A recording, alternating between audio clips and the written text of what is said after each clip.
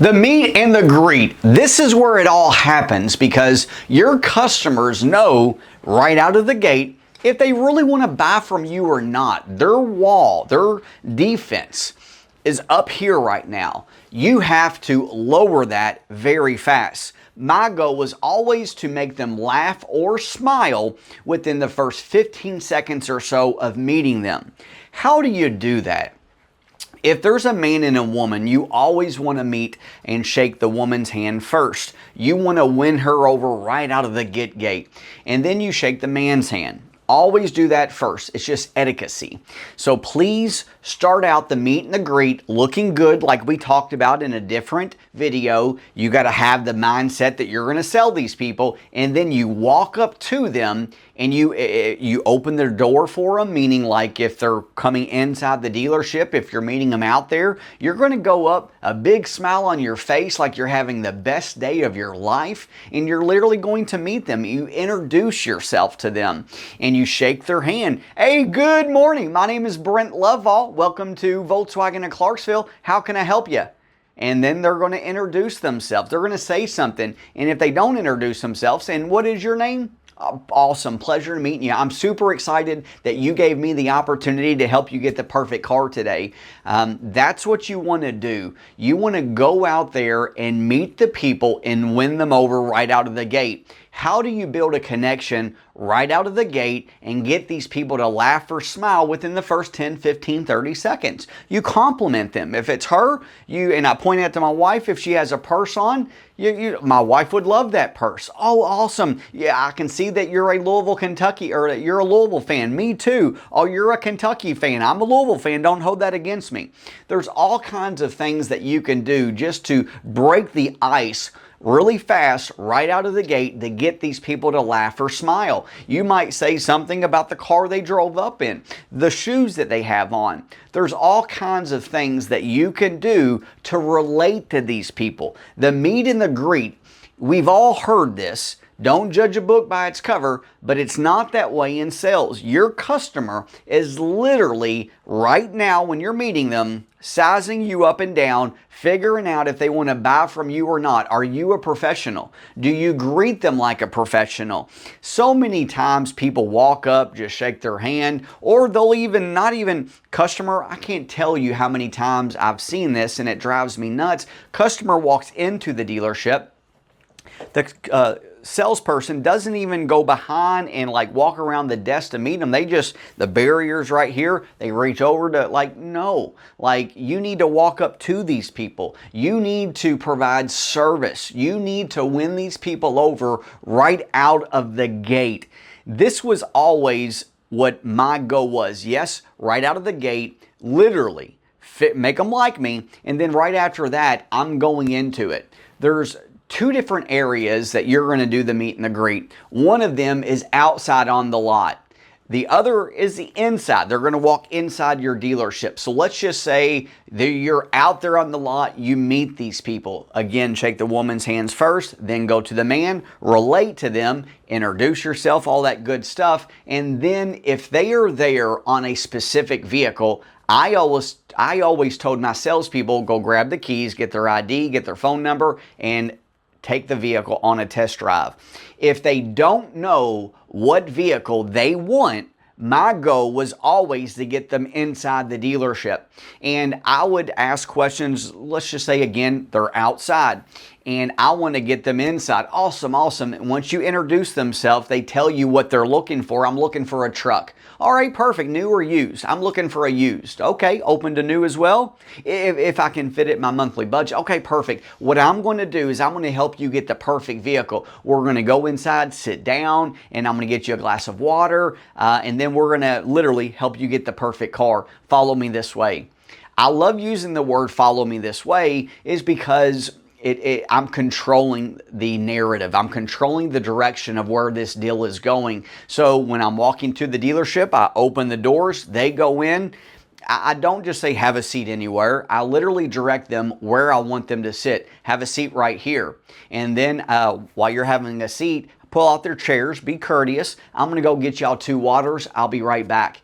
And then you come back with 2 waters. My process was I always, when I set them down inside my office, I had a credit app and I had a Foursquare. Some of you all are thinking of Foursquare. Yes, I love the Foursquare, or even full disclosure, but I'm at least grabbing a credit app and a piece of paper. On there, I'm going to start by getting their name. I would always say it, how do you spell your last name and your first name? And then I'm going to get their phone number. Now tell me this much. What is the perfect vehicle? What do you want? And then they're going to be like, I want an F-150. All right, perfect. Thank you so much for sharing that. My goal is always to open my inventory. So when they say a used one, would you be open to a new one as well? Yes, I would be. You just opened up your inventory, and vice versa. So if new, used, open up your inventory by asking that question. Then right out of the gate, I'm going to, once I get their name, they tell me the perfect vehicle. Tell me a little bit more. What is just using a used vehicle for an example, what's the most miles that you would want to have on your vehicle? 60,000. Okay, would you maybe consider 70, 80? Yeah, just get me under 100. So even though they said one thing, I'm going to layer the question, ask it in a different way to try to, again, expand my inventory. Now, let's say they say, after we figure out how many miles, what options and features are most important to you? I don't like using the word color because odds are you don't have the right color inside your inventory. That's why I love asking features and options. Features and options, you can get around color more than you can get around features and options. So I would always say, what features, what options are you wanting? Well, I want leather seats. All right, perfect. Anything besides leather seats? Yeah, I wanted heated seats. Anything besides leather and heated seats? That's about it. I know with truck people, engines are very important. Are you open to 4-cylinder, 6, 8 cylinders? No, actually, I'm glad you brought that up. I only want 8 cylinders. All right, perfect. So besides this, this, and this, is there anything else that you're wanting on that perfect truck? Nope, that's it. All right, perfect. Now let me ask you a few quick questions. What kind of monthly payment do you want to be around? I always want to say around, not what kind of payment do you want to be. The reason why I like asking that question that specific way is because it tells me where I need to be at from in the terms of, like, if you can get this person a nice vehicle in their payment range, they're going to buy it. Sometimes you got to bump them a little bit, but I'm always asking what kind of payment do they want to be around. Let's just say they say $600 a month. What kind of overall number do I need to be at $600 a month? Roughly speaking, $30,000, taxes and everything. So $27,000, maybe up to $31,000, $32,000, but roughly speaking, right around that number. All right, perfect. Now, how do you figure out their monthly payment? $20 per thousand, roughly speaking. The next question I'm going to ask is, how is your credit? And the reason why I love asking that question, if they say anything besides perfect credit, I'm going to go ahead and get a credit application, and I'll walk you through that as well. Let's just say they say it's average. All right, perfect. This is what I really need to do, and that is I'm going to get a little bit of information from you. The reason why is because, just think of it this way. It's like building a puzzle, getting a car. And the reason why I say that, you build it from the outside and then you do it inside. And the reason why that's important, if we pull your credit, every 20 points is a different tier. So let's say you're a 680 versus a 640. That's a big significant just difference between monthly payments. So this is what I need to do is I'm just going to get a little bit of information from you. I'm not going to submit your credit to any banks. It's just going to allow us to know what kind of overall number we need to be at your $600 a monthly payment, $600 monthly goal. Does that make sense? They're like, yeah. And then you go right into the credit application. So after I figure out monthly payment, get their credit, I'm also going to ask other questions like, are you going to be trading anything? If they have a trade, I want to know what bank it's financed with, how much money they pay per month, what do they owe on that vehicle? Have they had any issues with it?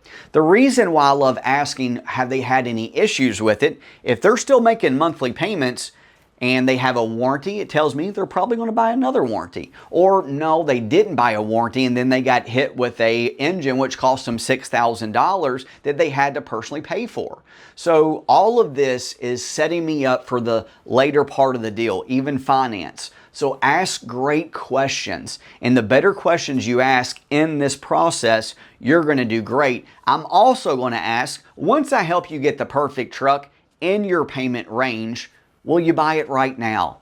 I don't even have a car picked out, a truck picked out, yet I'm asking them for their business. You're going to hear things like, yeah, I'll definitely buy a car today or a truck today if you can get me the perfect one. It's going to have to be in that monthly payment. I'm going to have to get a good interest rate. Whatever they say, you're going to hear the thing that you have to overcome later in the process. What you're also doing at this standpoint, by getting this information, when you go for your first pencil close, you're going to get a lot more first pencil closes because you're asking all of this information up front. You don't even know what vehicle you're on yet. You just know this is the perfect vehicle. These are all of the pieces to the equation, the puzzle that I've got to figure out. So I love, if they don't know what vehicle that they're on, bring them inside, sit them down, give them a cup of water or two. Reciprocity is a real thing. If you do nice things for them, they're going to do nice things for you. Sit them down, get to know them. You ask all of these questions, and you actually get a commitment. That was something very big to me. And then at that point of time, if they have a trade, when I walk up there to the desk telling them or asking them what vehicle that I need to get put on, because you should always touch your desk before you just show them a vehicle. Unless they know exactly what they want, touch your desk. Your desk is going to put you on a car that's going to maximize your pay plan, that's going to help the dealership, that's going to make you the most money. They're going to do whatever that they want to do, and typically it's going to be to maximize you and them, both of you all. So touch the desk before you tell the customer what cars, and I'll even tell them that. I'm going to go up there and I'm actually going to share all of this information with my manager. You see him up there, right? Wave to him. He's such a great guy. I'm going ahead and kind of getting them familiar with that individual as well. And then right after that, if they have a trade, I'm walking up there to the manager. Here's the keys to the trade. This is what they owe. This is what they're paying right now. They want a truck, this many miles. Again, avoid the color. You can just tell them everything. The manager gives you a few different options. I've got great news. I got the perfect truck for you. I'm going to pull it up. Give me just 1 second and I'll be right back. I'm not sitting them down. I'm not doing anything. I'm just kind of getting them excited for the vehicle that I'm about to pull up. When I pull up that vehicle, we're going to get into the demo and everything later on. This is just the meet and the greet. And this is going a little bit more into the actual qualification, but that's what you want to do is necessarily the meet and the greet is just so important. It sets the tone for the entire interaction that you're going to have with this customer. So make sure you win these people over right out of the gate. If you do that, when you ask for the order, they're going to be like, yeah, that's perfect. You got it in my budget. It's everything. Yeah, congratulations. Awesome. So the meet and the greet's everything. Win people over right out of the gate. Look them in their eyes. Smile. Have a great personality. Get to know them. Ask questions about them. Meaning like, are you from this area? Great. Awesome. Congrats. Me too. No, we moved here a couple years ago. Where'd you move from? How many kids do you have? Just spend time getting to know these people when you're in the meet and the greet. So I know this video is going to help you people. Again, two different scenarios, the meet and the greet. If you're out there on the lot and they know what vehicle, or even inside, they know what vehicle, go test drive it. Name, number, always before a test drive. If not, get them in, sit them down. That's still the meet and the greet. Your job is to win these people over as soon as possible, as fast as possible. Always shake the lady's hand first. Have a great day. God bless. Believe in yourself, because I do.